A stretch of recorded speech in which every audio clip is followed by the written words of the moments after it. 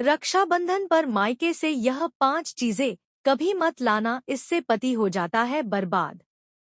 हिंदू धर्म में रक्षाबंधन का पर्व बहन और भाई के पवित्र रिश्ते का प्रतीक है। इस दिन बहनें अपने भाइयों की कलाई पर राखी बांधती हैं और भाई अपनी बहनों की रक्षा करने का वचन देते हैं।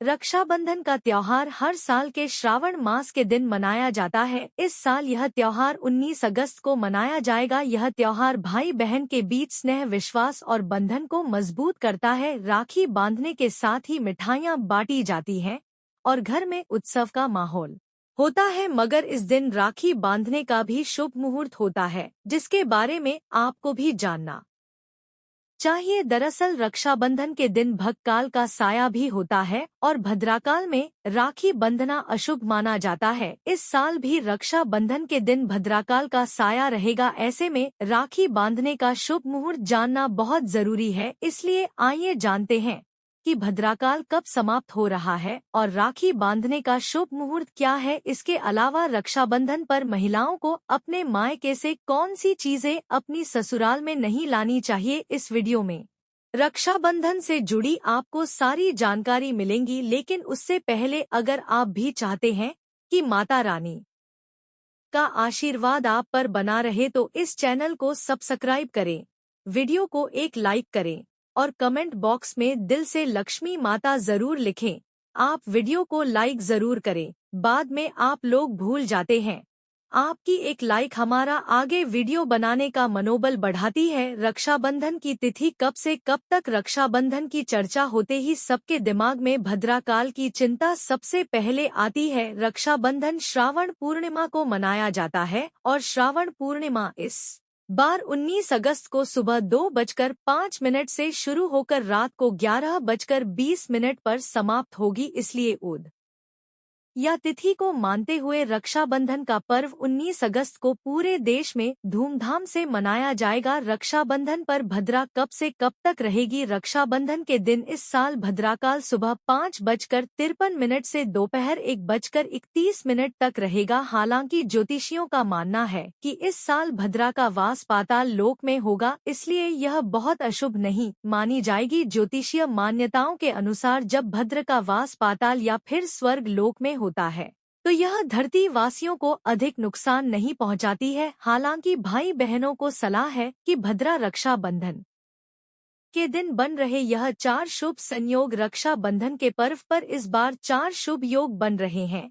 ज्योतिषाचार्य के मुताबिक 90 वर्ष के बाद राखी बांधना काफी शुभ है। वैदिक पंचांग में बताया गया है कि राखी के दिन सर्वार्थ सिद्धि योग, रवि योग, शोभन योग और श्रवण नक्षत्र का महासंयोग बन रहा है। इसलिए इस बार का यह त्योहार काफी शुभ माना जा रहा है। काल बीत जाने के बाद ही रक्षाबंधन का पर्व मनाना उत्तम होगा। रक्षाबंधन पर राखी बांधने का सबसे शुभ मुहूर्त। रक्षाबंधन पर भाइयों की कलाई पर राखी बांधने के लिए सबसे शुभ मुहूर्त दोपहर में 1:32 से लेकर रात को 9:08 तक रहेगा। यानी कि बहनों को कुल 7 घंटे 38 मिनट का समय राखी बांधने के लिए मिलेगा। रक्षाबंधन पर इस साल सर्वार्थ सिद्धि योग, शोभन योग और रवि योग का भी शुभ संयोग बना है। इस शुभ में राखी बांधने से भाई बहन के रिश्ते में प्यार बढ़ता है और साथ ही दोनों के घर में सुख समृद्धि आती है। आइए अब जानते हैं रक्षा बंधन पर महिलाओं को अपने मायके से कौन सी चीजें भूलकर अपनी ससुराल में नहीं लानी चाहिए। नंबर 1, कांच का सामान। कांच का सामान दिखने में खूबसूरत लगता है और किसी को भी उपहार में देना अच्छा लगता है। इसका इस्तेमाल भी बर्तनों या सजावटी सामान के रूप में बहुत ज्यादा होता है। लेकिन यदि आप बेटी की शादी में कुछ उपहार देना चाहते हैं तो आपको कभी भी कांच के बर्तन या अन्य कोई सामान नहीं देना चाहिए। बेटी को ऐसी कोई भी चीज बेटी को उपहार में देने से उसके रिश्तों में दरार पड़ सकती है। दरअसल अगर ज्योतिष की भी माने तो जब बेटी शादी के बाद मायके से ससुराल जाती है तब अपने साथ ढेर सारा सामान लेकर जाती है। ऐसे में कांच के सामान का टूटने का डर भी बना रहता है, इसलिए कांच का सामान ना देना ही बेहतर माना जाता है। नंबर 2, मिर्च। भूलकर भी लड़कियों को विदा करते समय उनके साथ मिर्च ना रखें। ऐसा करना उनके नए शादीशुदा जीवन में कड़वाहट घोलने के बराबर है। माना जाता है कि बेटियों के साथ मिर्च रखेंगे तो नए रिश्तों में शुरुआत से ही तकरार हो सकती है। अगर आपको उनको विदाई में कुछ देना ही है तो फल और सूखी मेवा रखना शुभ माना जाता है। नंबर 3, नमक। नमक का काम होता है चीजों को नमकीन करना। जब बेटियां शादी के बाद मायके से ससुराल की ओर प्रवेश करती है तो उसका धर्म क्या होना चाहिए? नए घर में प्रवेश करते वक्त सबको साथ लेकर चलना, सबसे अच्छे से बात करना और जो भी रिश्ता उससे जुड़ा है उन सभी रिश्तों में मिठास घोलना। ऐसे में यदि वह मायके से नमक लेकर ससुराल में प्रवेश करेगी तो रिश्ते खराब हो सकते हैं। उससे जुड़ा हर रिश्ता नमकीन का रूप ले सकता है। ऐसा भी माना जाता है कि यदि नवविवाहित बहू अपने मायके से नमक रूपी कोई वस्तु अपने ससुराल लेकर आती है तो उसका सम्मान आजीवन अपने मायके के लोगों के साथ जुड़ा रहता है, लेकिन उसका संबंध अपने ससुराल वालों के साथ कभी भी सही तरीके से जुड़ नहीं पाता है। वह रिश्ता मीठा कभी नहीं बन पाता है। इसलिए बेटियों को विदा करते वक्त कभी भी नमक का कोई सामान ना दे। नंबर 4, गैस चूल्हा। शादी के बाद रसोई की एक रस्म होती है। उस रस्म में बेटी मायके से दिए गए गैस चूल्हे का प्रयोग करे। ऐसा बहुत से माता पिता के मन में इच्छा होती है, इसलिए वह अपनी बेटी को विदा करते वक्त वो चूल्हा प्रदान करते हैं। लेकिन ऐसा बिल्कुल भी नहीं करना चाहिए। शास्त्रों के अनुसार कहा जाता है कि यदि नवविवाहित दुल्हन अपने मायके से चूल्हा लेकर ससुराल में प्रवेश करती है तो इसका सीधा असर उस घर के गृहस्थ पर होगा। ऐसा करने से नई दुल्हन नए परिवार में प्रवेश करते ही अपना चूल्हा, अपना रसोई बिल्कुल अलग कर लेगी, जो बिल्कुल भी अच्छा नहीं माना जाता है। इसलिए बेटियों को विदा करते वक्त गैस चूल्हा देकर आप उसे किचन से संबंधित चीजों को दे दीजिए। नंबर 5, अचार। बेटियों को शादी के बाद विदा करते हुए माता पिता उसके पसंदीदा अचार को बनाकर भेज देते हैं, लेकिन ऐसा करना भी धार्मिक रूप से बुरा, गलत माना जाता है। कहा जाता है कि अचार जैसे खाने में खट्टा होता है वैसे ही वह पति पत्नी के रिश्ते में भी खटास पैदा कर देता है। कभी कभी यह खटास इतना गहरा हो जाता है कि पति या पत्नी में से किसी की मृत्यु तक भी हो सकती है। इसलिए इस बात का ख्याल रखना चाहिए कि बेटियों को विदा करते वक्त उन्हें कभी भी अचार ना दे। माता पिता का अच्छापन कभी कभी उनकी बेटी पर भारी पड़ जाता है। नंबर 6, झाड़ू। ऐसा कहते हैं कि झाड़ू में स्वयं माता लक्ष्मी का वास होता है, लेकिन क्या आप जानते हैं कि बेटी को विदाई के समय झाड़ू कभी नहीं देनी चाहिए?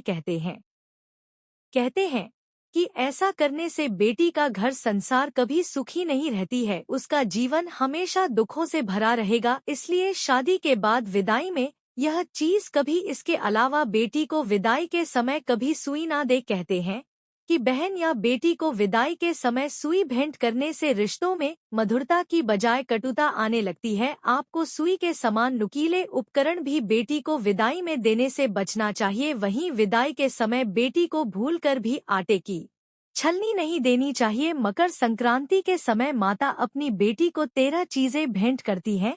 कुछ माताएं इसमें आटे की छलनी भी भेंट कर देती हैं, जो कि सही नहीं है। बेटियों को आटे की छलनी भेंट करने से उनका सुखी जीवन प्रभावित हो सकता है, इसलिए यह गलती कभी ना करें। नंबर 7, काले कपड़े। कभी भी आपको बेटी की शादी में उपहार के रूप में काले कपड़े नहीं देने चाहिए। माना जाता है कि काला रंग नकारात्मकता का संकेत देता है और काले कपड़ों को उपहार में देने से बेटी के वैवाहिक जीवन में समस्याएं आ सकती हैं।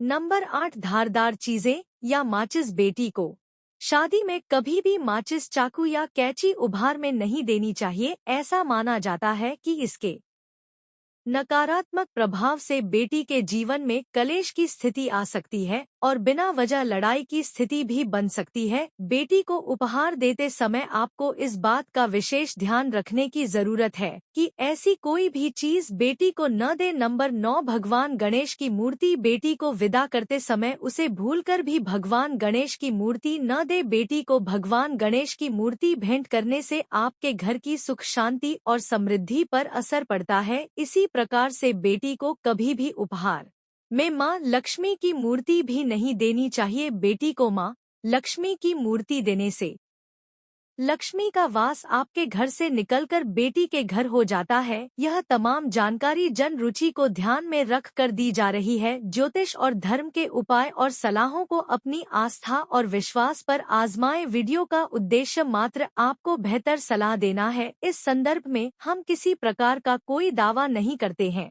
दोस्तों, आज की हमारी वीडियो आपको कैसी लगी हमें कमेंट करके बताएं। अगर आपको हमारी वीडियो अच्छी लगी तो कमेंट बॉक्स में जय मां लक्ष्मी जरूर लिखें। माता लक्ष्मी आप पर सदैव अपनी कृपा बनाए रखें। वीडियो के अंत तक बने रहने के लिए धन्यवाद।